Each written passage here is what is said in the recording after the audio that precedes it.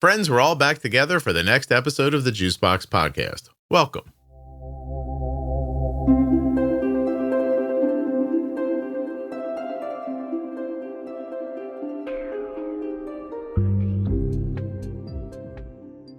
My name is Carly McElha. I've been a diabetic since August of 24, so pretty recent. Check out my algorithm pumping series to help you make sense of automated insulin delivery systems like Omnipod 5, Loop, Medtronic 780G, twiist, Tandem Control IQ, and much more. Each episode will dive into the setup, features, and real-world usage tips that can transform your daily type 1 diabetes management. We cut through the jargon, share personal experiences, and show you how these algorithms can simplify and streamline your care. If you're curious about automated insulin pumping, go find the Algorithm Pumping series in the Juicebox Podcast. Easiest way, juiceboxpodcast.com, and go up into the menu. Click on series, and it'll be right there. While you're listening, please remember that nothing you hear on the Juicebox Podcast should be considered advice, medical or otherwise. Always consult a physician before making any changes to your healthcare plan or becoming bold with insulin.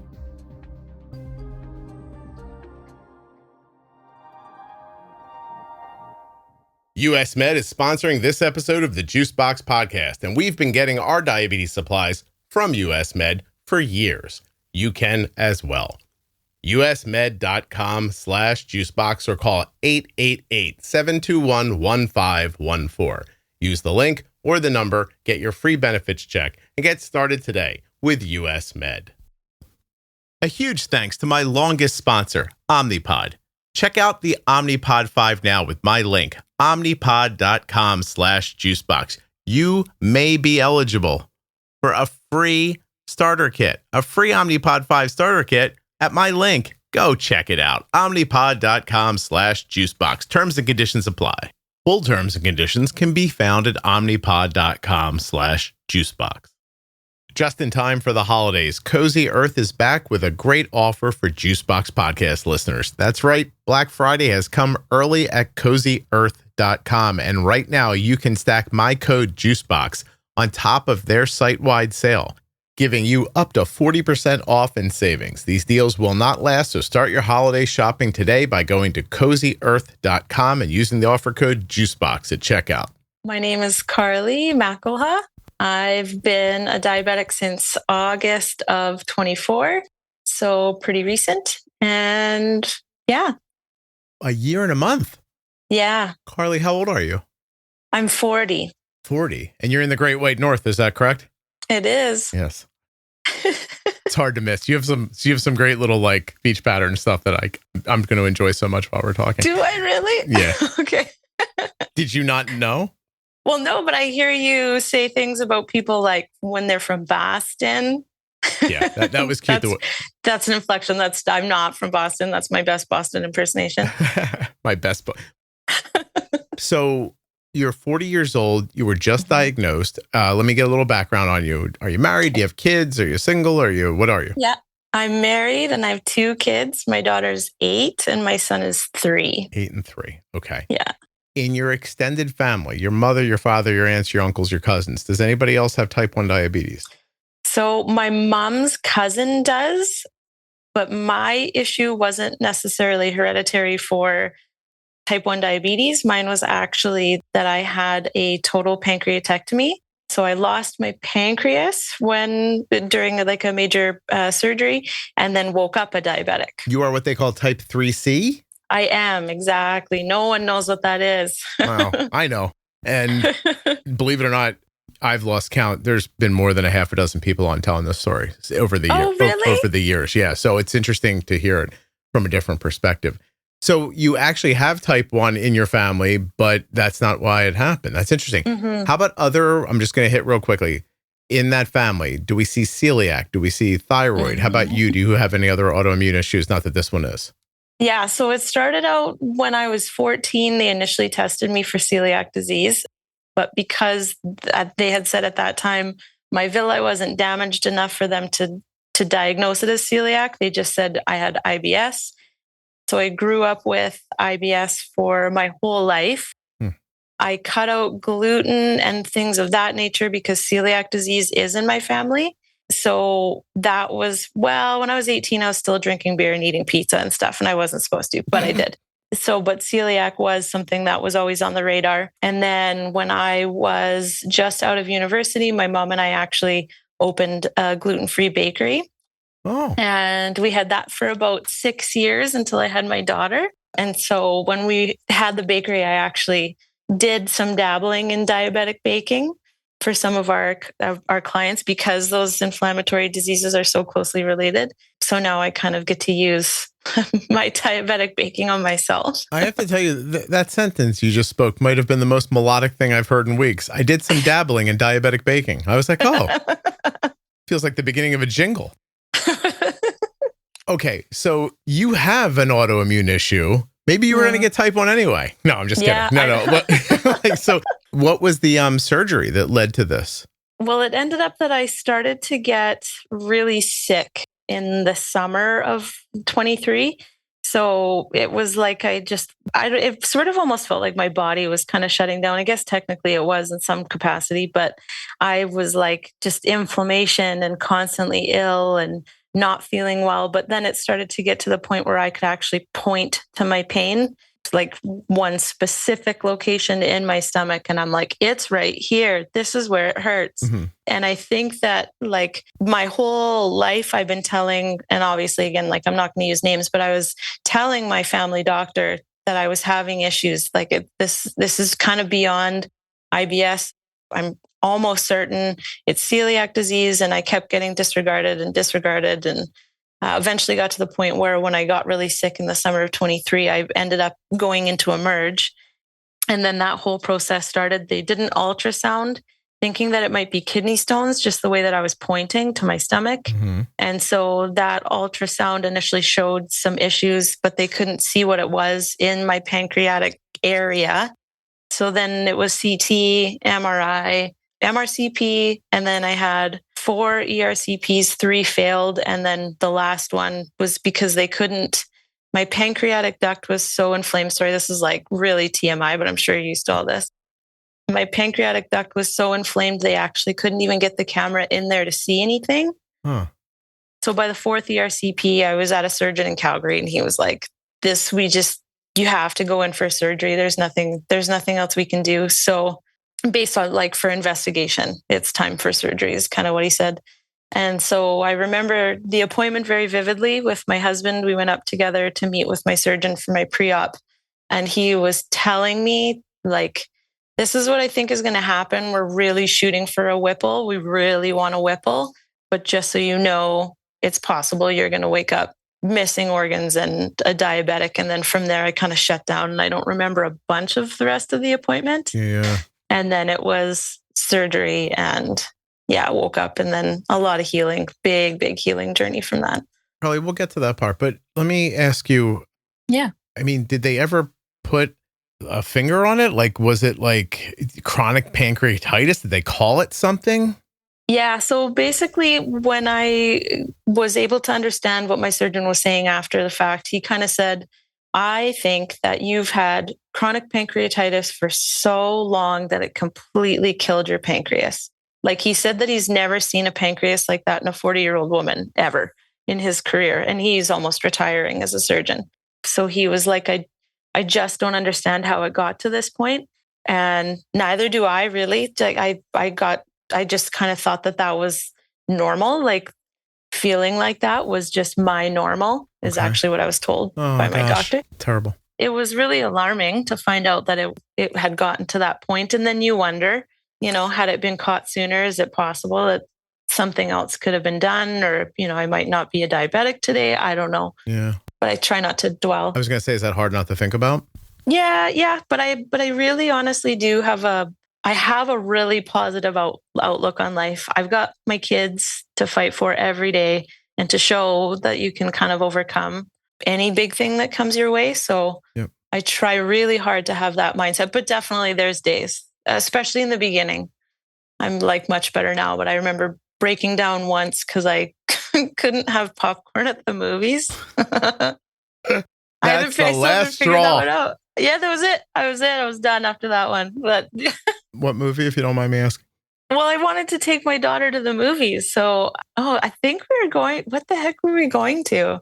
I can't even remember because it was just like, but we went and I had the popcorn and then I was like all over the charts that night. Like I couldn't get my blood sugars back in check. Yeah.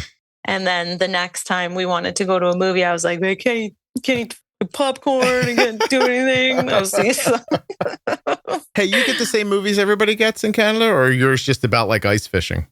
No, they're all ice fishing, nothing else. Yeah, it's that you just take your kids to like animated films about ice fishing. Speaking of Canada, do you live in one of those provinces where it's hard to get in to see a doctor or easy?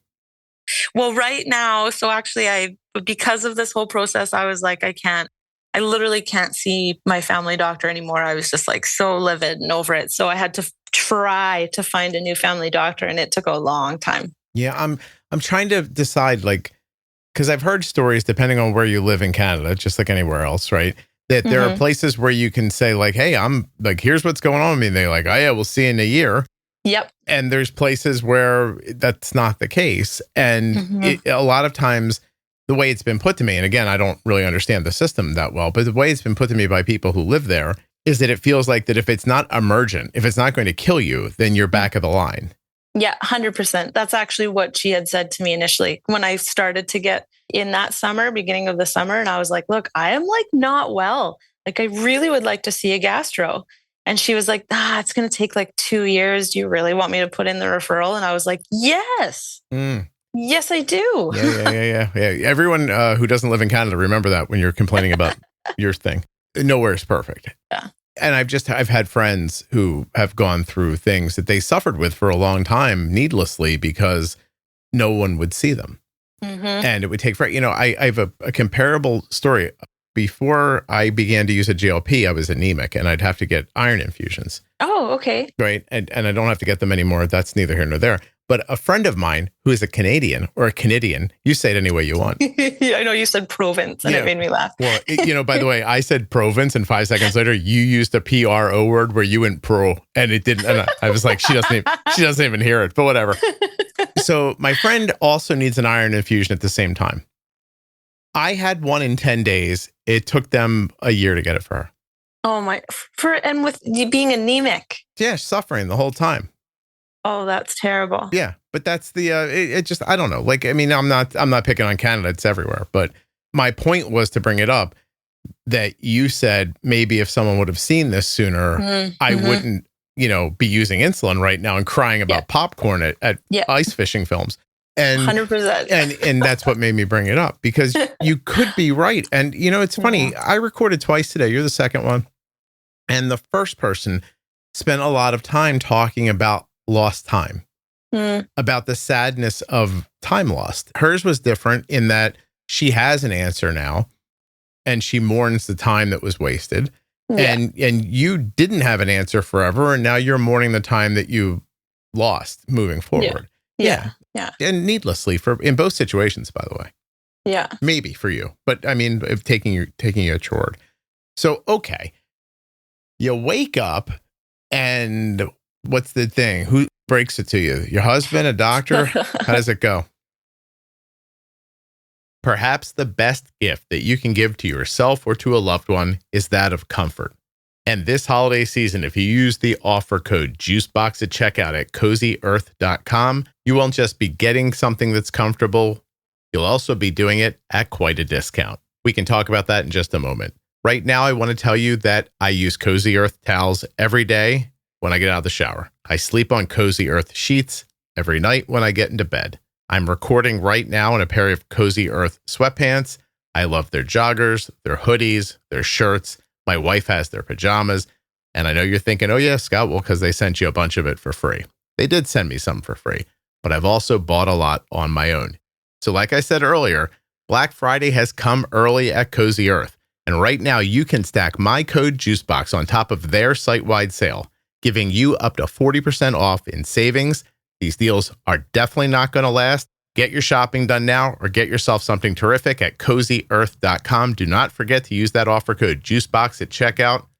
You will not be sorry. This episode is brought to you by Omnipod. Would you ever buy a car without test driving it first? That's a big risk to take on a pretty large investment. You wouldn't do that, right? So why would you do it when it comes to choosing an insulin pump? Most pumps come with a 4-year lock-in period through the DME channel, and you don't even get to try it first. But not Omnipod 5. Omnipod 5 is available exclusively through the pharmacy, which means it doesn't come with a typical 4-year DME lock-in period. Plus, you can get started with a free 30-day trial to be sure it's the right choice for you or your family. My daughter has been wearing an Omnipod every day for 17 years. Are you ready to give Omnipod 5 a try? Request your free starter kit today at my link, omnipod.com/juicebox. Terms and conditions apply. Eligibility may vary. Full terms and conditions can be found at omnipod.com/juicebox. Find my link in the show notes of this podcast player or at juiceboxpodcast.com. Well, I didn't do well from the surgery. So I ended up in high observation. And so I woke up and then obviously there's still I have all the tubes and all the things and I'm totally whacked out. I have no idea. And I swear I heard one of the nurses say something about a Whipple. So I'm like, Whipple, yeah. That's all. I remember saying that. And she was said something, honey. And I was like, okay, cool. And then she was like, okay, well, we cannot get your blood sugar stable. Every time we give you painkillers, you drop dramatically and fast. So we have to stop giving you painkillers. And I was like, oh, okay, so this is going to suck. And she's like, yeah, this is going to suck. And I'm like, all right. And she's like, until we can stabilize your blood sugars find a painkiller that doesn't drop you. So I think I was in high ob for the whole evening. And then it was into the next day. And someone said something to me about insulin. And I finally clicked and I was like, wait. Am I a diabetic now? And she was like, yeah. And then I was like, oh, shit. And then it was, yeah. But I thought for the first while, I would say the first at least 18 hours, I totally thought that I was like, Whipple, woo. Oh my gosh. No. But you're also high on morphine at the time. Yeah, so, totally. Yeah. You're like, everything went fine, really. The nurses are like, yes, honey, whatever, Whipple. And I'm like, yeah, Whipple. Do they talk to you in that accent too? Or you wouldn't know, I guess, right? Yeah. So, okay.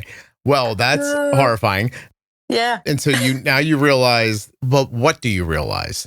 I'm very interested in the first days, right? Because what's your actual understanding of diabetes? You didn't even go through DKA or peeing a lot or something first. You were just my body covers my food with insulin. Yeah. Go to sleep, wake up. Now it doesn't do it anymore. Yeah, exactly. So I think that was kind of the biggest shocker. I've been listening and honestly, I just quickly to say that I found you right away. I found the podcast and I found the community right away. And I've been listening to it ever since. And it truly helped me have a better understanding of a lot of things. And then also not feel so alone and isolated. Yeah. But I do have, like I said, my mom's cousin is a diabetic and she handles diabetes very differently than I do. She is older than me, but she was diagnosed when she was 8 or something like that. She's very meticulous and calculated and a perfectionist about her diabetes. Whereas I am a little bit more lax in how I approach it.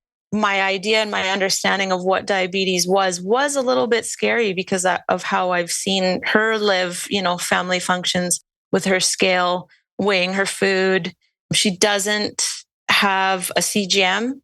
So she doesn't use a CGM. It's just a personal choice for her. So still finger pricking for all of her meals. So that was my idea of a diabetic. And so I was like, is that what diabetes needs to be for everybody? Or can it be a little bit different? And then that's how, when I found the community, the Juicebox community, and then listening to the podcast, I was like, okay, well, listen, it's sort of the way you approach it. It's sort of a science experiment.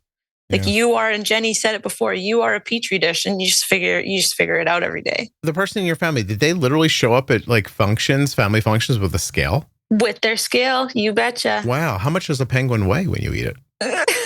Apparently, it's Ebola is about 35. Yeah, for the beak mostly. Yeah, that's where all the carbs are. It was, yeah. So it was always interesting to see like how she approached diabetes. So prior to your situation, how did you see her? Like, did you think weird lady? Did you think, oh, right on, it works for her? Like, how did she appear to you? I used to hate ordering my daughter's diabetes supplies. I never had a good experience, and it was frustrating. But it hasn't been that way for a while, actually for about 3 years now, because that's how long we've been using US Med. usmed.com/juicebox or call 888-721-1514. US Med is the #1 distributor for Freestyle Libre systems nationwide. They are the #1 specialty distributor for Omnipod DASH, the #1 fastest growing Tandem distributor nationwide, the #1 rated distributor in Dexcom customer satisfaction surveys. They have served over 1 million people with diabetes since 1996, and they always provide 90 days worth of supplies and fast and free shipping. US Med carries everything from insulin pumps and diabetes testing supplies to the latest CGMs like the Libre 3 and Dexcom G7. They accept Medicare nationwide and over 800 private insurers.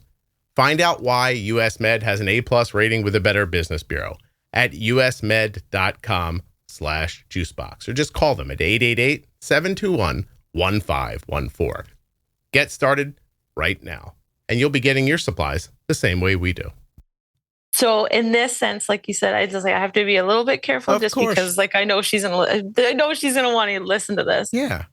But like just in the sense, like I love her very dearly, but I've always seen her struggles, and I think that's sort of what stood out the most to me, because she is a lovely human being. She has this incredibly infectious laugh. So when she laughs, like she just lights up a room. Everybody's laughing. She's just wonderful. Yeah. But I always saw, to me, a pain in behind all of that, of like just like approaching life every day afraid. So she has a lot of issues with her diabetes, and I often wonder. Well, I don't often wonder. I know this, but I'm like, just wear the CGM, man. Just put on the flipping CGM, because like, she's like, yeah, I have lows like all the time. And there's severe lows, like calling the ambulance in like crazy fits. Her husband's trying to hold her down lows.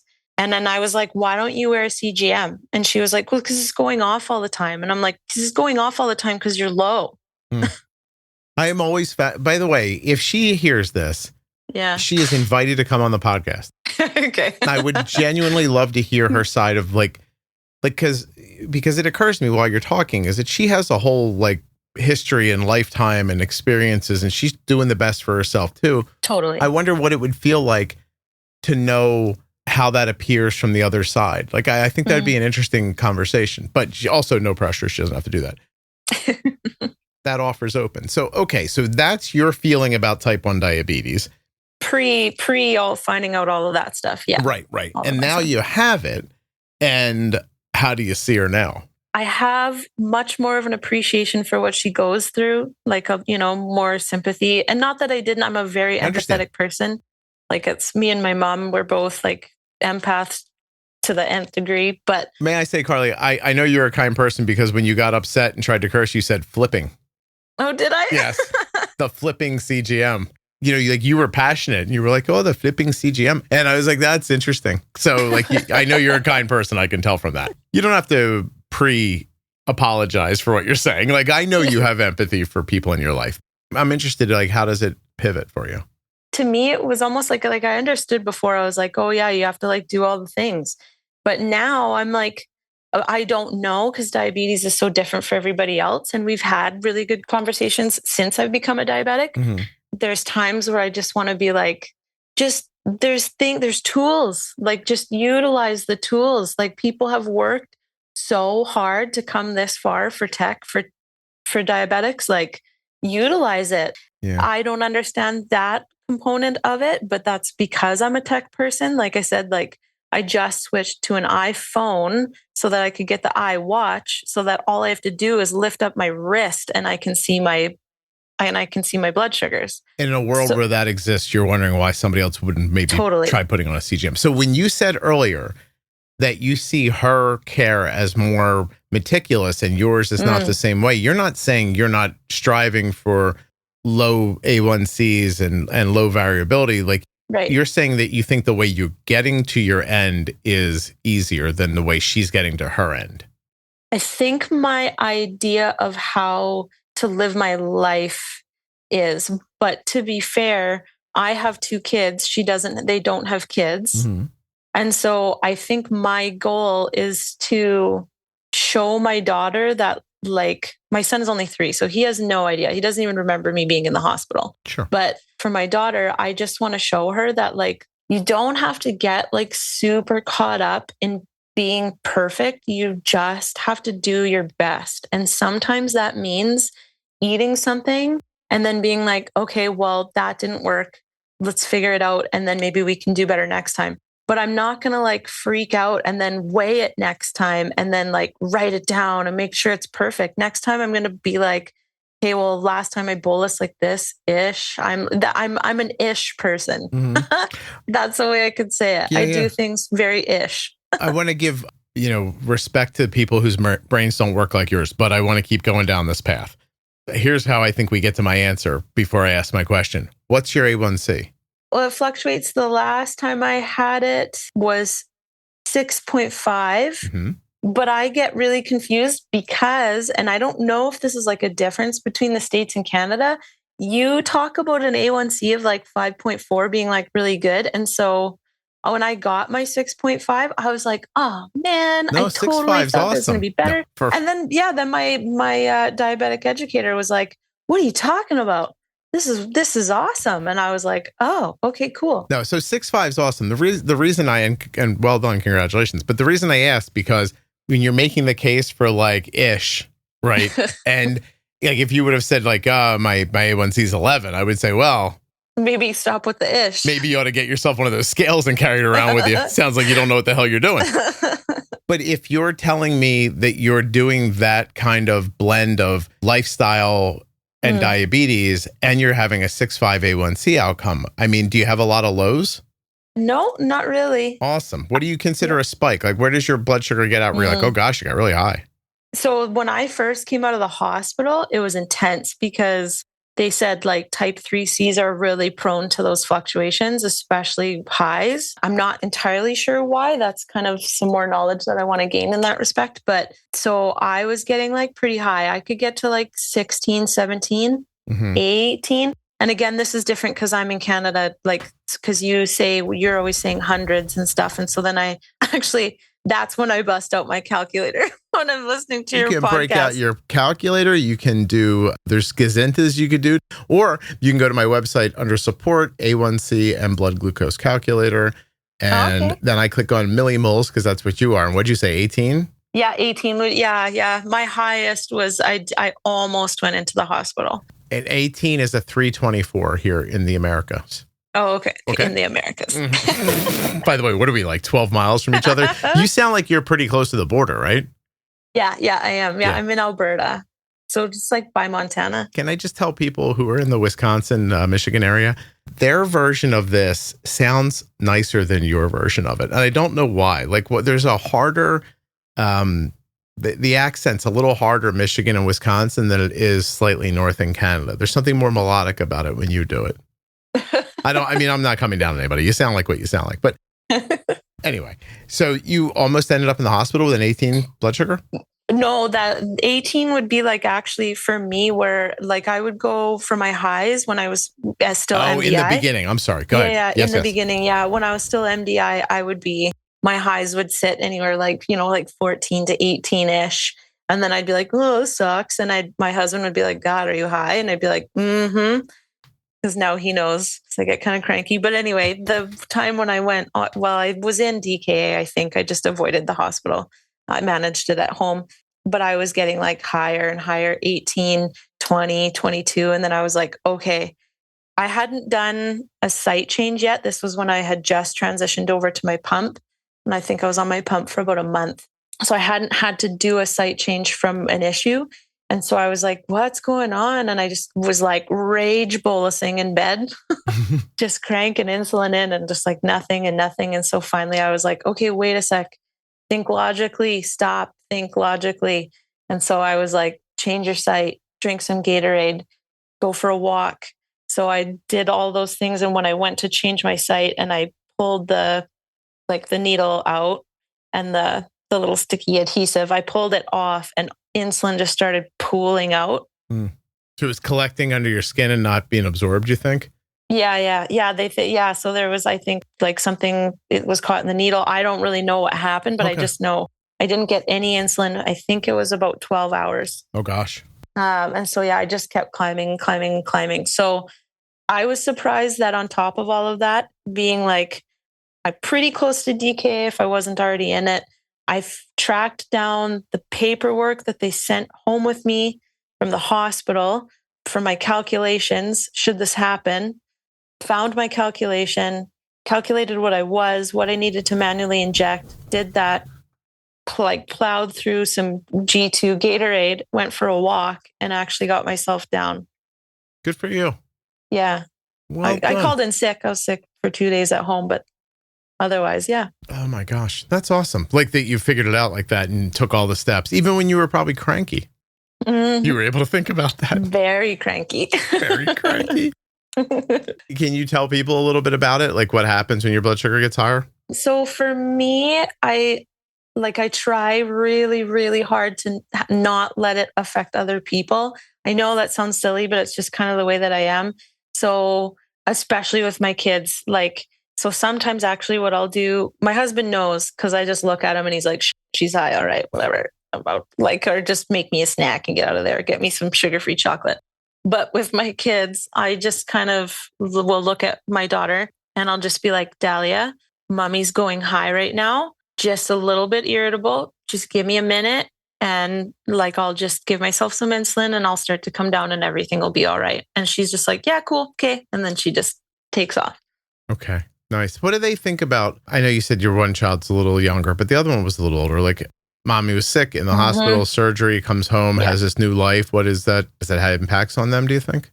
Big time. Yeah, for sure. Because she was just turned 7 kind of when everything started to go. And we had to have this conversation with her that I needed to go to Calgary and go. They couldn't do the surgery in my hometown. I had to travel for it. Okay. Not far, just a couple hours. But obviously I was away from home and she had to stay back home with daddy and stuff. So she knew that this big surgery was coming. And my actual heal time, I was supposed to be in the hospital for a month. I was supposed to be in for at least 4 weeks, but I pushed super, super hard and was released in 14 days, actually 13. But she came up and saw me and I was terrified for the day that she was coming up to see me. I still had a main line in my neck. So I had tubing in my neck and then was hooked up to a gazillion things. And I was really nervous for her to see me like that because she sees me as this superhuman. She's always really put me up on a pedestal. Yeah. So my main concern was her to see me like that. And she came in and we had a little cry and a little hug. And probably within 10 minutes, she was laying beside me with the remote, the crappy hospital TV, watching cable, and everything was kind of fine. And then I got to come home and then I was kind of in bed for another couple of months easily. So lots of care. We had home care coming in. They had to help me with a lot of things, my stitches and all that kind of stuff. I want to hear about that. A couple of months, you mentioned earlier that your recovery was slow. Was there a reason for it or is that just expected for that procedure? Yeah, the total pancreatectomy. So they removed, for my surgery, they removed my pancreas, my gallbladder, and my spleen. Jeez. So the pancreas, because it was so sick, started to affect the other 2 organs as well. So they removed all 3. And so the incision runs from my high chest, my scar now runs from high chest all the way down to below my belly button. Gosh. So, I mean, it was huge. The surgery itself was huge. And they wanted me, like I said, to be in the hospital for 4 weeks. And I was not having it. Wow. Hey, do you have to take digestive enzymes now with your meals? I sure do. Yeah. What else do you have to do? So digestive enzymes with everything I eat, meals and snacks. And my insulin, I eat really, really well. So it could have been due to the inflammation of being sick beforehand, but from surgery, I lost about 42 pounds. My gosh. So I'm like quite lean now. And so I'm like constantly eating. Did you feel like what are you trying to tell me? That you felt like your body was carrying weight because of just the general illness that you felt? Yeah, that's sort of how I feel. Like I saw this picture of myself in the summer of 23. That's like me and my kiddos and my husband, and we were just like in the mountains hiking and stuff. And I saw this picture of myself, and I actually don't like looking at it now because I can see the inflammation and like just like kind of like the illness in my face. Yeah. And my body. And then I see pictures of myself now. And it's funny because I have diabetes and I have these issues, but I feel healthier now than I think I have in a very, very long time. Going back how far? When do you think this started to pile up on you? For like not feeling? Yeah. Well, was it before you had kids, after you had them? Oh yeah, a decade, if not more. That I've been feeling like that. Yeah. Not as sick as I was in the summer of 23. Right. But progressively, getting kind of worse and worse. And remind me, you talked about like overall pain that was too general to pinpoint, inflammation.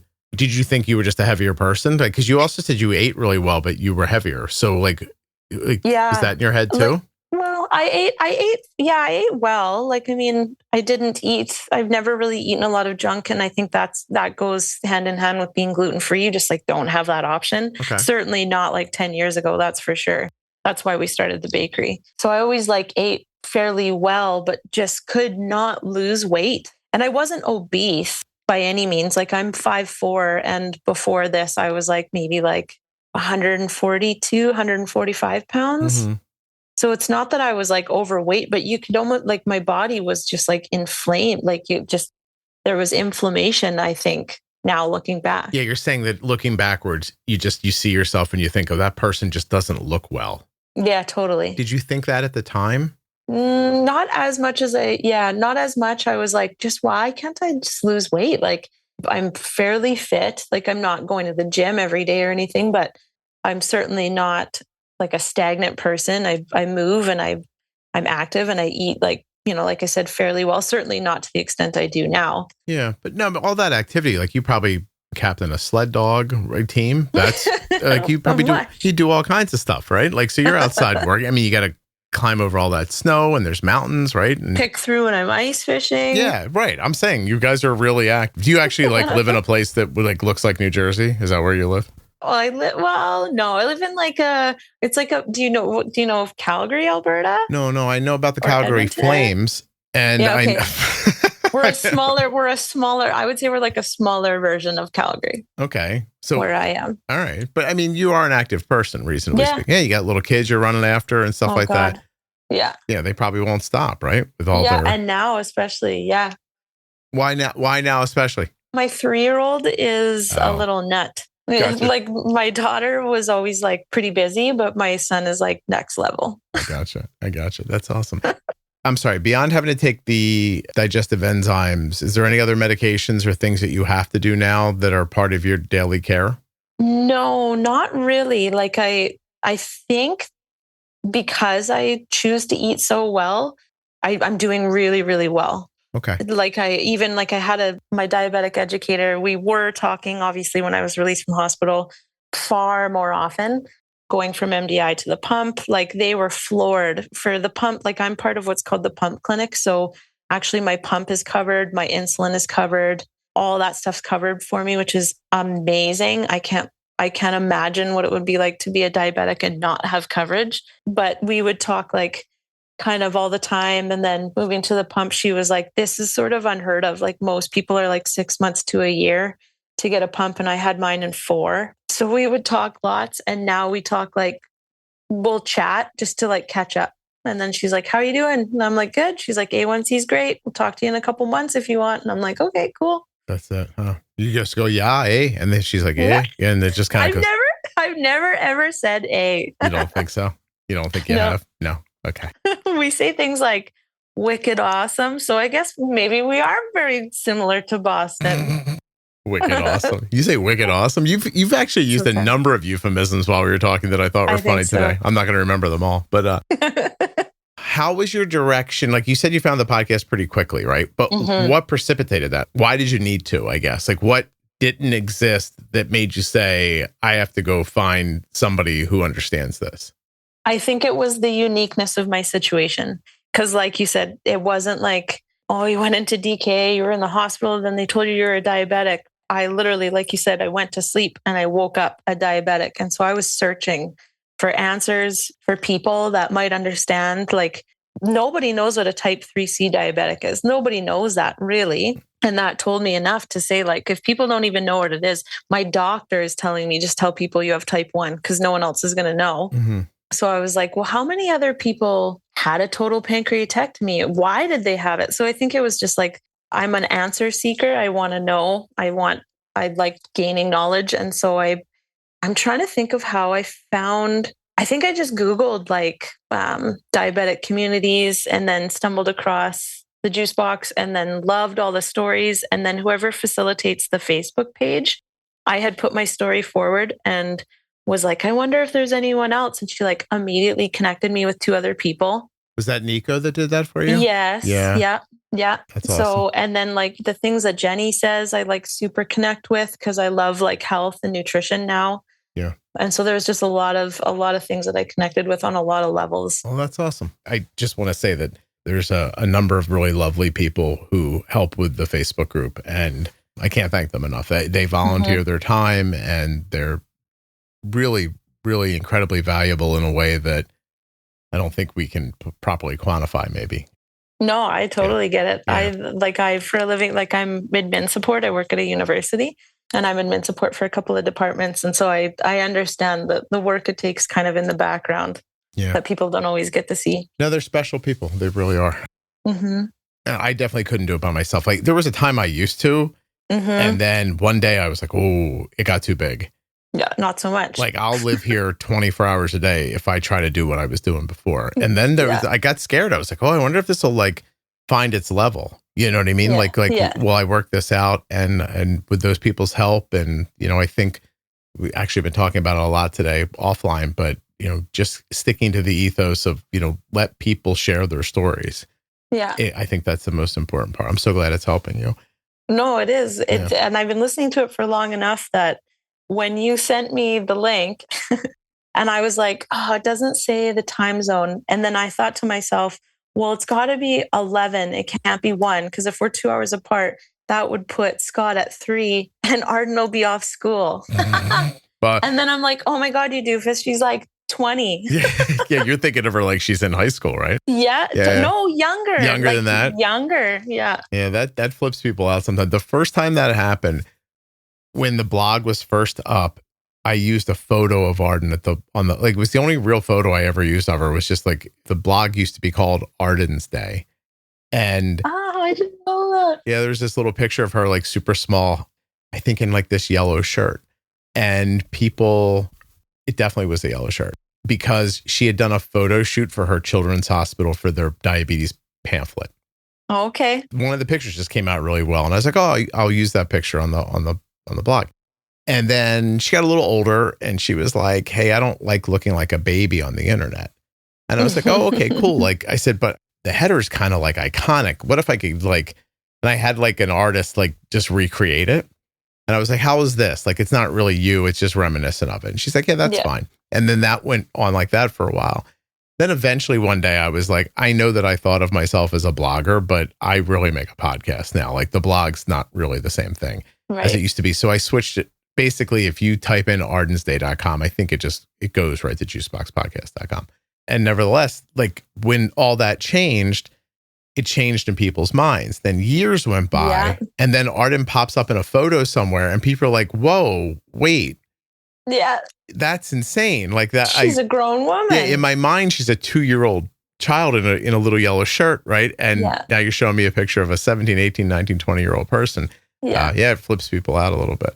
Yeah. So that's really awesome. Can you like nuts and bolts tell me what you learned that's been most valuable for you about using insulin? Like what are day-to-day things that you do now? Using insulin. Yeah, that you took from the podcast that you're like, these are foundational for me. I can't remember which episode it was, but you were talking about how people are like, just sort of released as adults, opposed to children. Adults more so are released from wherever, if they were in the hospital or they were whatever. And they're like, you're a diabetic now. Have fun. Yeah. Goodbye. And then it's like, we just have to figure this thing out on our own. And so I think it was just the foundational knowledge. Like, I love the little bits. It's not called the sips. Is it called the small sips? Small sip. Like, that one was huge for me. I love that because it just gives you an opportunity to kind of like start from those basics that you are not taught. And even if they were taught to me when I was in the hospital, like you said, I was so whacked out on morphine for half of it. I don't remember half of what they said anyways. Yeah. So it was just building that foundational knowledge up again, and to have that, and then also to be able to have those stories. And I think the biggest thing for me was, it's not so much what you say, but it's how you say it. When you say, be bold with insulin, it's not that you're saying like, go out and like, just give yourself a bunch of insulin and see how it goes. You're just saying, don't be afraid to try things and then build on that knowledge that you have. Yep. So I think for me, that's been the biggest thing, is like, just don't be afraid. You said like, okay, what's going to happen? You're going to try something. You're going to give yourself some insulin. You're going to go low. Then you're going to like whatever, drink your juice and come back up. Or you're going to go high and you're going to give yourself some insulin. As long as you're doing it in a safe, knowledgeable way, then do it so that you can figure this thing out. Otherwise, you're just going to continue to be scared or live in that same zone of being high all the time, being low all the time, whatever it is. So you found it empowering. Yeah. Oh, that's awesome. That really makes me happy. It also makes me happy that the small sip series worked because, oh yeah, I mean, it's been out for a while now, and I've gotten good feedback about it, but I also put out a lot of content. So I think sometimes that doesn't really allow people to like share with me how they're feeling, because the podcast keeps going and they're keeping up. But I have gotten a lot of good feedback about it. That was really, it's funny that you brought that up, because that's another example of how the Facebook group helps the podcast. Mm-hmm. Because the quick lineage of that is, we made the pro tip series first. Right. And a person that helps with the Facebook group, Isabel, tells me one day, I think there needs to be something more intermediate than the pro tip series, like something for beginners. Mm-hmm. And I was like, oh, okay. She said, I find some newly diagnosed people seem overwhelmed by the pro tips. And I was like, oh, well, we'll do a bold beginning series and get people started. And then at some point I had the idea, I was like, there's enough ideas in this podcast. They're like foundational for people, really. And what are those ideas? Because I've learned that what strikes me isn't always what strikes you. Like, it's important to put all the information out there and let people like pick and choose from it, kind of a la carte, and decide how to build their own diabetes care. Right. Yeah. Out of these ideas, like, you take the things that work for you, that make sense to you, that speak to you, whatever. But how would I know what those are? How would I know how other people take the podcast? Right. Yeah. So we put out the call to everybody in the Facebook group and just asked them, give me foundational moments from the podcast for you. Yeah. And I think it's not even so much for the people listening. It's who I'm also asking to listen to this content for, not just myself, but just say, so for example, my mom was terrified when I was diagnosed. My mom was terrified. Like, she's like, you have to live like this. She was heartbroken. Mm-hmm. Like, you have to live like this now. And I hate this. And it's so terrible. Like, we're very, very close. And so I told her, like, just be open, be honest with me. Tell me your feels. You're allowed to feel them just as much as I am. And then that's what she said. I'm heartbroken for all of this. And I also feel so lost. And I was like, okay, listen, if you want to take this, and it's funny that it's called small sips, because I said, take this in small sips, listen to this slowly, digest this material so that you understand when I come over and I'm like, hey, I got a bolus, whatever, or like I'm using terminology that scares you because you don't know it. Use this information to empower yourself, and then you will feel more confident in, and maybe less nervous about me and what I'm going through. Take away some of her sadness, maybe.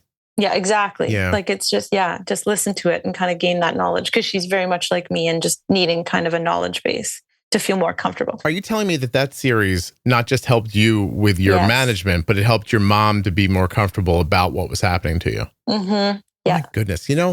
I laughed off the other day when a woman emailed me and said she was going to nominate me for a Nobel Prize. But now I'm thinking, Do it. I'm going to take that. No, by the way, I don't think how do you nominate somebody for a Nobel Prize? I don't know. I would nominate you for a Nobel Prize. You're Canadian. I don't think they'd even listen to you. But hold on a second. How do you? Yeah. How do you? Because I know there's people that have gotten it that you're like, what? Really? Really? Yeah. This could happen? Yeah, I think so. Oh my gosh. Because I'm going to say this, but again, like I'm in Canada, and so we see things differently in regards to people in power in the States right now. But didn't somebody nominate themselves for a Nobel Prize? I think you're thinking about a Webby Award. It says here, you generally cannot directly nominate someone for a Nobel Prize. By the way, I want to just be clear. I don't think I deserve a Nobel Prize, as most are by invitation only. Instead, thousands of qualified individuals like professors, previous laureates, and members of the National Assemblies are sent invitations by the Nobel committees to submit candidates for the following year's prizes. Okay, I don't feel like this is going to happen. Hey, listen, you got to dream big. What she said is just a nice compliment. I didn't really think anybody was getting nominated for anything. But as you're talking about it, I do want to take a second and say, I'm really happy that worked that way for you. Yeah, and then I'm not going to lie to you. I'm a little personally impressed because I wish you could see how I actually make the podcast. You just like, are you hanging out in your basement? I'm sure you have a full studio and stuff now. It's a spare room in the house. Yeah. My point more is about the way it's put together, which is just, it's me trying to sit back and absorb what I'm hearing and what I'm seeing online and trying to imagine other ways to help people. Yeah. And that's it. It's not necessarily it's not how you're doing it. It's what you're doing. There's no big plan, is what I was saying, is what I want to say. There's a whiteboard. There's a 6x4 whiteboard with my scribblings on it. Yeah. And I stare at them until one of the scribblings makes sense to me. And then I give it a shot. So like here, I'll give you an example so that people can timestamp this. If this ends up happening, it may not, right? But if this ends up happening a year from now, you might hear me making more references that are rooted in Stoicism, for example. Right. Because I read a book and then I dug a little more deeply into it. And then I started seeing that a lot of these original Stoics, they have feelings like I have. I have no formal education. Right. So I didn't know that somebody had said this hundreds, thousands of years ago. I didn't know that this is how some of the Greek. I was just going to say, are you talking philosophical? Yeah, philosophy. I actually said to my wife last night in a moment of sadness, maybe I should have gone to college. I think I would have enjoyed getting a philosophy degree. Cool. And she's like, well, you still can. I was like, I don't know how you mean that. I'm working.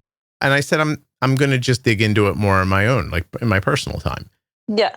But I might have enjoyed that. The person I am now thinks that I would have enjoyed that. I don't know if the person I was then would have been like, what am I going to do with this? Or if I would have been too busy thinking, how do you make a living with this? Please don't waste my time. It's interesting to look at messaging that is so accurate and powerful that it reverberates through not just generations, but through time, right? Yeah. Totally. Well, that's what I do. So I help students figure that out so I'm admin support at the university. Mm-hmm. I help the geography and environment students currently right now. I support geography and environment, women and gender studies. And then my very good friend who's admin support for philosophy and anthropology. We have mutual students. And so I see it all the time. These lovely students with great big ideas and kind of an understanding of life that's just a little bit beyond, say, my science students and whatnot. Mm-hmm. I always thought it was really cool. I've always loved philosophy and things like that. But I'm actually changing, not careers, but I just got a new job offer last week. Oh, congratulations. Are we happy about it? Because of everything that's happened to me is why I applied. So I'm actually moving over it's our medical program. Awesome. Good for you. Yeah. And it's possible that during my hot showers or quiet moments or whatever, that one day I put together, hey, there are these kind of foundational ideas in Stoicism that I think might lead people who are struggling with chronic illness to find maybe some stability or something. And maybe I'll find a way to mix it into something, or maybe I won't. Like, I don't know. Like, my point was that I don't really know how to quantify or qualify how the podcast gets built out. Right. Other than to just say that it's me existing in this space, talking to all of you and trying to wonder about things and see what happens. So as it evolves. Yeah. And as it has evolved, that's what I think is so cool. That's why it's been interesting actually to kind of binge through it, as it were. Like, I know you've been doing this so when did it start? How long have you been? January 2015. This is my 11th full year of making the podcast. Nice. Yeah. So in 11 years. So I've been listening to 11 years worth of content in a super condensed time frame. I must change drastically. But I bet you don't notice it though, right? Because no, not really. Yeah, you're growing with it. Yeah. Well, that's interesting. Isn't it? Isn't that awesome? Like, I find that fascinating. I wish we could have time to do that with everybody. Yeah. Like, how cool would it be if you could spend a month or 6 months gathering up an understanding of a person in your life? Oh, I would love that. Wouldn't that be neat? Right? Like, if you could, if your mom had been making a podcast for the last decade and then you got to sit down and listen to the whole thing. Yeah, I would be floored. I would love it. They have a thing now. It's a book. Like, so it says on the front, it says something like, I already know what you're going to say. Yeah. Like, Mom, I want to know everything about you or whatever. Yeah. And then they just spend however long, like, just writing everything. You know, like, my dad tells me stuff like, oh yeah, this one time when I was like 16, and you're like, you know, like, then you could read it all as if it was like a novel. I think that would be so cool. Okay. Moms to fill in for families. I'm going to get one of those for my wife. Yeah, I know. Just start writing in it now. And then. Yeah. Cause I have a podcast. If the kids care about me one day, they can just listen to this. You know what I mean? It's called, is it like, I Want to Have Your Story, Mom, or something like that? Yeah. Yeah. I'm going to, this is a nice gift. I'm in charge of Christmas this year. Again? No. It almost happened last year. By the way, it's not, let me just be clear in case she ever hears this. She's never giving up control of Christmas. No, she's not. No. I can guarantee you that. It's just the thing she says to me when she gets frustrated because she doesn't think enough people help her with Christmas. Yep. Okay. No, trust me. I know what's going on, but that's not the point. The point is I got to be ready, right? Because she's like, well, fine, you're in charge of Christmas. I said something like, what did I say? I'm like, well, everybody's getting $500 then and we're done. Totally. Yeah. I was like, you're all just going to open up a card with cash in it and then we're going to go to the movies and then you're going to be pissed. But I can't really do that. I got to come through. What if you actually like throw down for Christmas and you get everybody like the perfect gift and then she's like, oh. You see, this has to happen, Carly, because I am generally thought of as not a details person. And when I go shopping for people, like, I'm more pragmatic about gifts.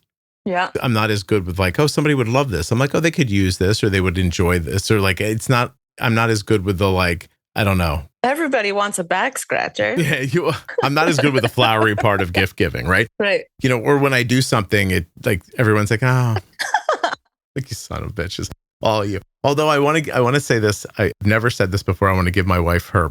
What do people say now? Flowers. That feels like a saying. It's going to go away pretty quickly. But my wife one year got me a squatty potty. No way. For Christmas, and I opened it up, and part of me was just absolutely insulted. I was like, this is not a Christmas present. This is a thing you pick up on a shopping trip. She's like, you're going to love this thing. Shut up, blah, blah, blah. And I was like, I'm insulted. I was like, and just between you, me, and everybody else listening, I love squat. I think everybody should have one. That's right. So RuPaul actually, like, who I like adore, is like one of their spokespeople for a squatty potty. Really? Yes. Yeah. And so I know about them. And actually, it's really funny that you say that because one Christmas I got my husband, it's called a something tushy, and it's like a bidet basically that you install in your toilet. Oh, she got me that one time and I made her take it back. What is it called? I don't know, but may I just sound spoiled for a second? Yeah. I was like, I don't want an add-on bidet. Give me a bidet or give me nothing. Get me a bidet or nothing. I don't want to be treated like this. I don't turn into a fancy white lady often, but that was one of the places where I did it. I was like, I do not want an ad hoc bolt-on piece of plumbing running across the floorboards bidet. I was like, you either get a plumber in here and get me a toilet that shoots water up my ass, or you don't love me. And by the way, we don't have a bidet, so I think I know where that happened, where that got cut off at. I also don't know if I would want it, but I put up a pretty big. I almost said stink, but that's just such a ridiculous pun. I'm not going to do it. Yeah, I was like, I don't want some bolt-on bidet. This is not okay with me. Oh my God. Yeah. Ours still isn't installed. That's why I'm laughing. Of course not. It's one of those things that sounds like a good idea. So you start looking at running plastic tubing across exactly. Yeah. Wait, I got to tap into the water? Like, I'm not doing that. Stop it. Yeah, I could put an end to a lot of business ideas in the first meeting. I'd be the guy in the room that goes, no one's going to tap into their pipe. Forget it. Yeah, it's over. It seemed like a good idea at the time. Well, yeah, not for nothing. I've talked to people who have used them, and I think I'd like it. Like, you know what I mean? But not, I don't want it. I almost said half. There are so many puns coming out about this that I don't mean.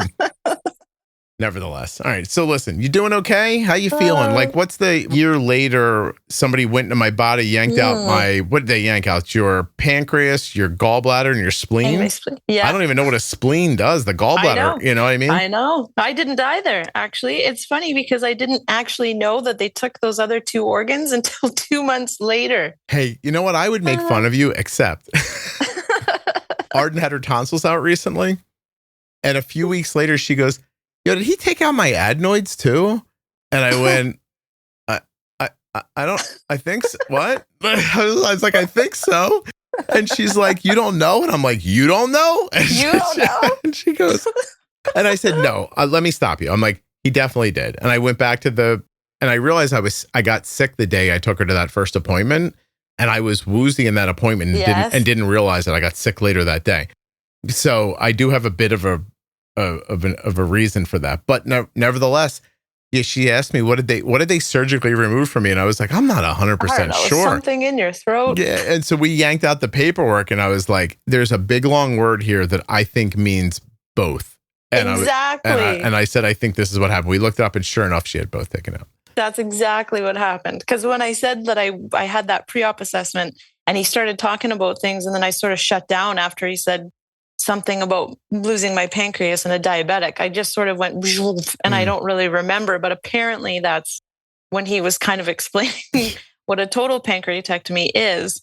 And so then after the surgery, they needed to see me back up for like a post-op checkup or whatever. Mm-hmm. And then they sent me the just the write-up, the post-op report.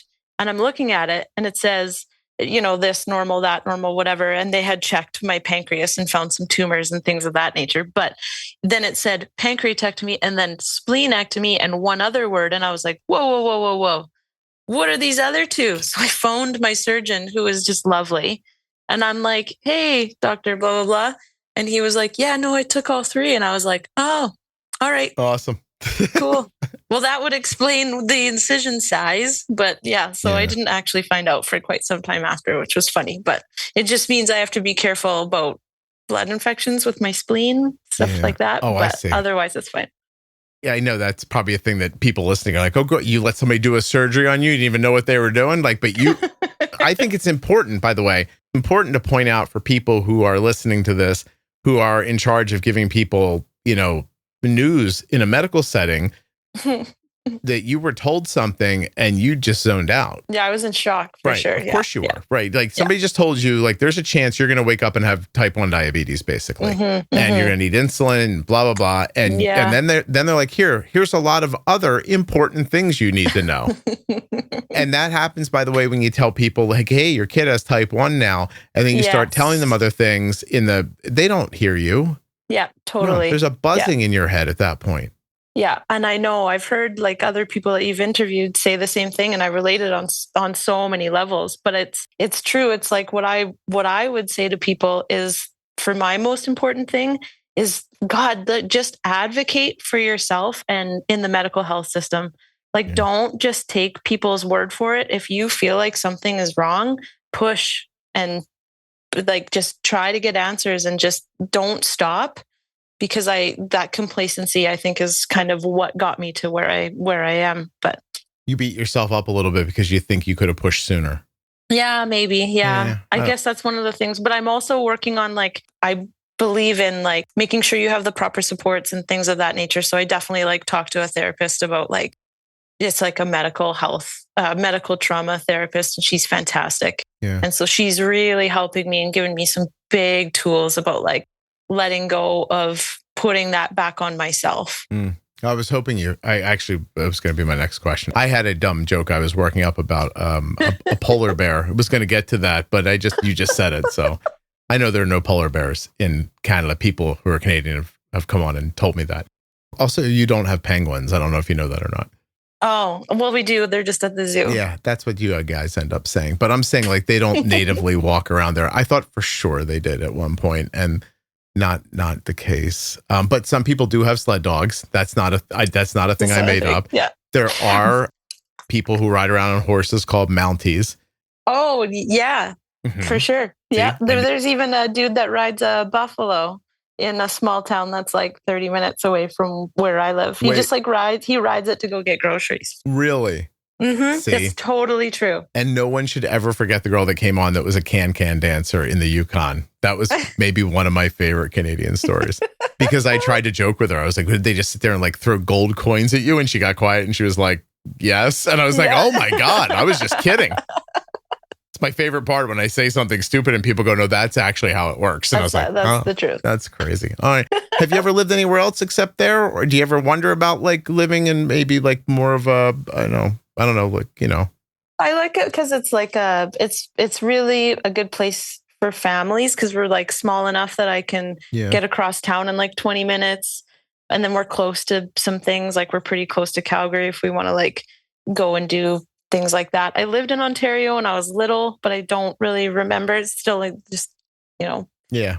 Young and don't remember that. But well, this was lovely of you to do. I appreciate you coming and sharing this with me. I want to ask if there's anything that I didn't ask you that I should have.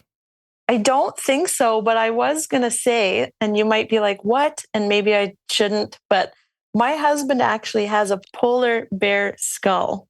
What? No, I'm just kidding. Okay. So he's sorry. No, I thought you were genuinely shocked because I think it's pretty strange. I don't have it in my house, but my husband's a tattoo artist and he does like artwork on things like that, like deer skulls and like weird things like badger skulls and weird stuff like that. And he has a client that researches polar bears, and she's in like, so it is in Canada, like in the Northwest Territories. Mm-hmm. And she researches them, and they had a polar bear die of natural causes. And she actually brought it back and for him, and he has it. How big is it? So there you go. It's huge. But you don't let it in the house?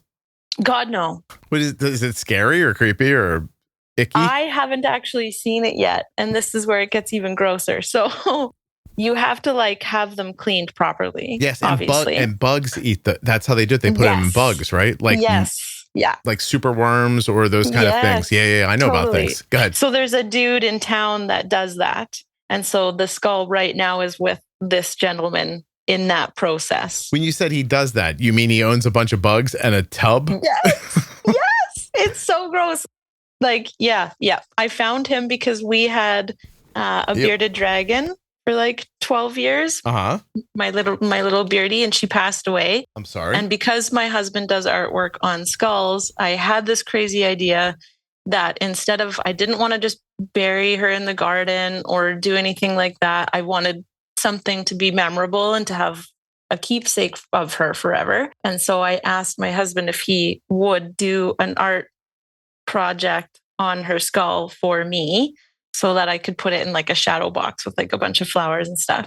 So I had to find someone that I could give her to that would do this process for me. What do you Google to find that? Oh my God, it was such a process. But I found this guy. And so he did this for us, for our bearded dragon. And then when my husband got this polar bear skull, he talked to this guy and he's like, I've got this thing. And this guy was like, you have got to be shitting me. Wow. Yeah, you were like, I got a guy that can do that. Yeah. Seriously, what do you, like, try to imagine, everybody. You want to take the carcass of something somewhere and have it cleaned down to the bone. What do you Google to get that done? Do you see what I'm saying? Ridiculous. I was nervous. Yeah. I'm like, how do you do this without having like your thing flagged? I have two. We're done, but I have a question. So anybody that doesn't have any interest in keeping a bearded dragon, you can go now. Or hit skip ahead a couple of times and listen to the ads for me. The biggest complaint I hear from people who have people love their bearded dragons, but people say that their excrement smells terrible. Is this true? Yeah. Well, I mean, we were obviously kept her very, very clean, but yes, it's kind of gnarly because it's like more like bird poop. Oh. Yeah. Have you seen the girl online who taught her bearded dragon to poop in the toilet? What? I swear to you, it's awesome.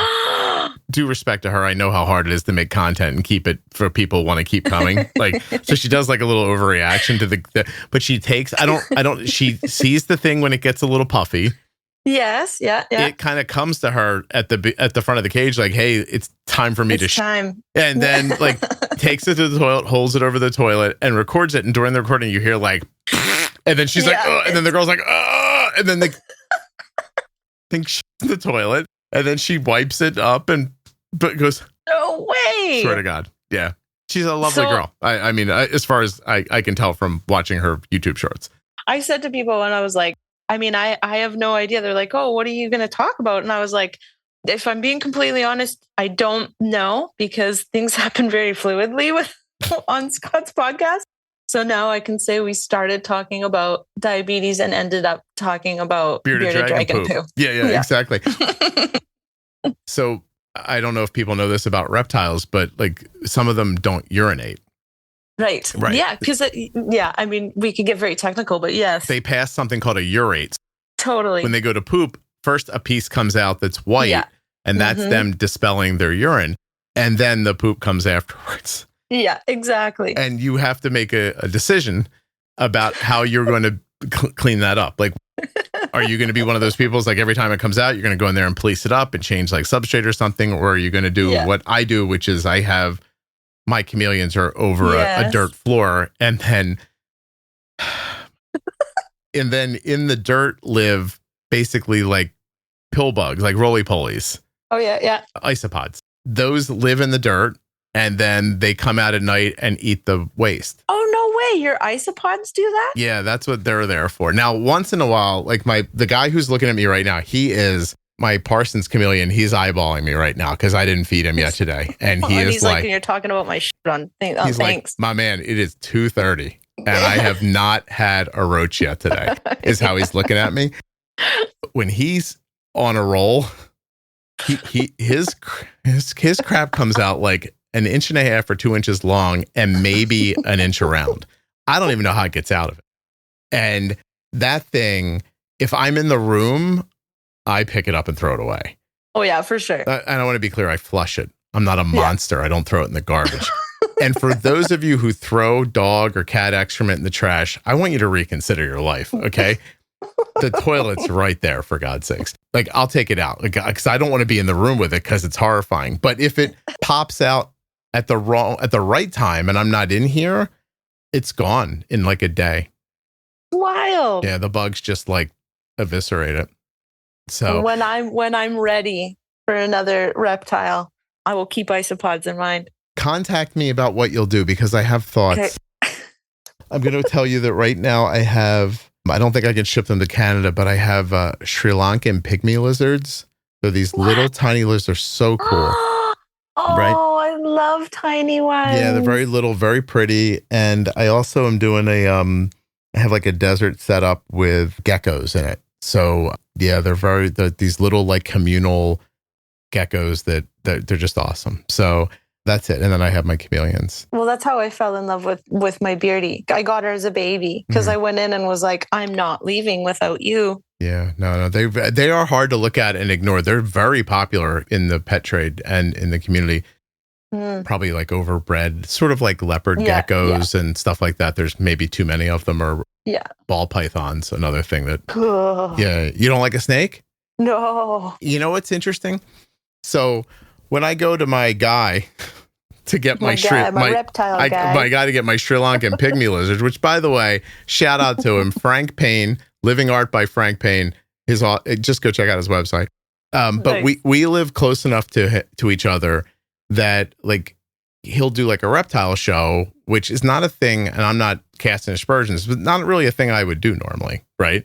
But I'll meet him there because it's an easier drive for me. And I got to pay the $10 to go in. And I figure I paid the $10. I'm going to walk around. And I walk around and there are so many snakes. Ooh. So many. I'm like, no, everyone's like, they're not going to sell all these snakes. Like, what's going to happen to them? Like, that's all I can think about when I'm there. I'm like, there are thousands of snakes in this room. They're not going to sell every one of them. Where are they going to go? Yeah. What? Also, I've never held a snake before. And I don't think I ever will, to be perfectly honest with you. And I don't know why or why not. I'm not scared of them anymore. Like, being around them's made me like pretty chill about it, but not a thing I'm up for. But oddly enough, when I watch my chameleon move around, I do realize I watch his tail a lot. And there's something about his tail moves just like a snake. Right. Because it's like a prehensile tail. These are words you should look up if you don't know them. Anyway, as I'm shouting people out, I will also shout out framscams.com if you want a panther chameleon. Framscams. They have a connection to type 1 diabetes. They breed really beautiful chameleons. So, yeah, I won't tell you their connection because that's their personal stuff. But they have a connection to type 1. And if you're looking to get a panther chameleon, you should check them out. They're awesome. These are not paid ads. These are just people I think are lovely. So, yeah. All right. I think I can be around snakes. I think I was far more afraid of things when I was younger. And now as I'm older, I'm not as afraid. I could definitely be around like a smaller snake. But like a python, like a big snake, there's no way if it was out of its cage. If it was out of its cage, I would probably be panicking.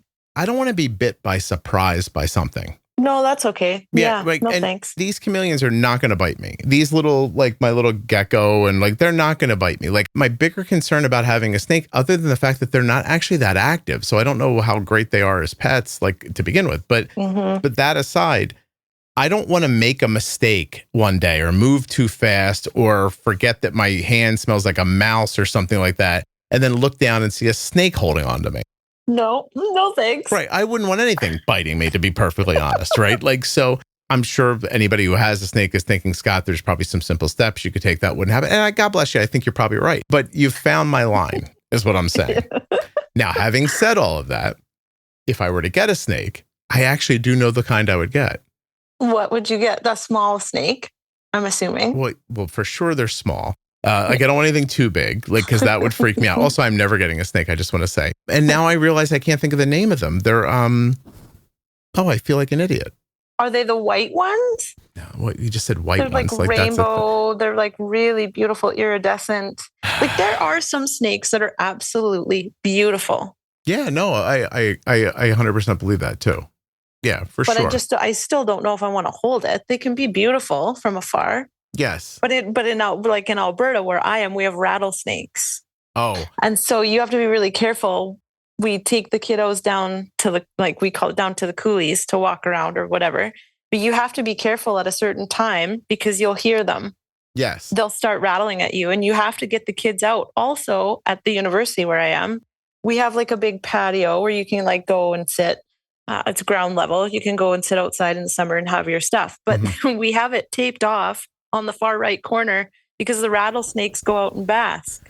Yeah, listen, and I've heard all the people tell me, like, look, rattlesnakes aren't going to bother you if you don't bother them. It's not they want to get away from you. I believe you. I don't want to get bit by one. I'm not going to go eat my sandwich beside him. Yeah, no. And I know there are people who are like, oh, look, they're fine and they're beautiful. And I've seen some rattlesnakes that are beautiful. I don't care. I don't need, and because again, I just don't want to get bit. Like, that's the thing. And I know rattlesnakes are poison. Or I don't know if they're poisonous or venomous. I'm not sure what the distinction is. And I know there's, anti-venom or whatever. You'll probably be fine if you get to, but I just don't want to be bit by something. Okay. No, thanks. Having said that, the cutest little snakes are called hognose snakes. Ah, okay. And if you've never seen them, they are kind of adorable. I'll write it. Hognose snakes. Hognose. I don't. Hognose. Again, but what you hear from people is like, you get a nice one or maybe you don't. What if I don't? What if I get something that lives 25 years that maybe isn't that nice? Yeah, exactly. Then what? You got to live with this thing for 20 years? I already am married. I don't need that. You understand? My daughter already says things like, when Zoe dies, she whispers it to me. That's my dog. She's right beside her. When Zoe dies, can we get a chameleon? I'm like, Zoe's right there. And she's looking at you like she can super hear rude. you. Okay. Super rude. Yeah. Also, my suggestion, if you're going to get a chameleon, depends on how much space you have, I guess, and what your level of desire is about modulating humidity for things. I have to tell you, like, if everything in this room had to go and I could only keep one thing, it would be really hard not to keep my Parsons chameleon. He's really kind of awesome. Okay. And like a dinosaur. Not handleable. It's not a thing you would handle. Oh, you don't handle him at all? No, he's been on my arm twice. The day I got him, and recently when I had to weigh him, I think he got confused and walked on my arm. I think he was like, oh, what's this? And then he got on me. He was like, this is not right. But then he hung out with me, okay, for a couple minutes before I put him back. The little ones, though, like if I'm being serious for people listening, like if you just want a little lizard, like something that's not so fast that it can just get away and is manageable in a smaller enclosure, it can be really nice.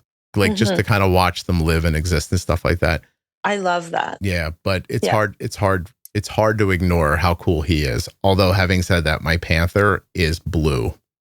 So like you're kind of like what you think of chameleon when you think of a chameleon. Yes, it's what you think of more of when people think about chameleons. He is super active. He runs all over like I watch him constantly. He's either sitting perfectly still hoping to God that a bird doesn't eat him, or he's running around like crazy. If I had one wish about talking to my chameleons, I wish I could just say to them, hey, there's no birds in here. Chill out. You're cool. Yeah, you're cool.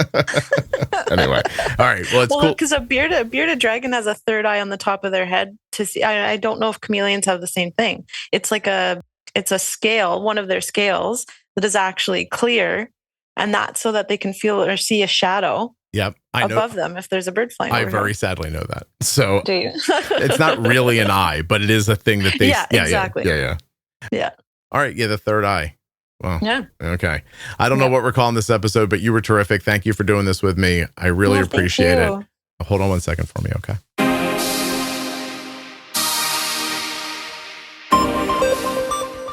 A huge thanks to Cozy Earth for sponsoring this episode. Don't forget, Black Friday has come early at CozyEarth.com. Right now, you can stack my code Juicebox on top of their site-wide sale. This is going to give you up to 40% off in savings, and these deals are definitely not going to last. I'm talking about sheets, towels, clothing, everything they have. Get that holiday shopping going right now today. Do it. CozyEarth.com. Use the offer code Juicebox.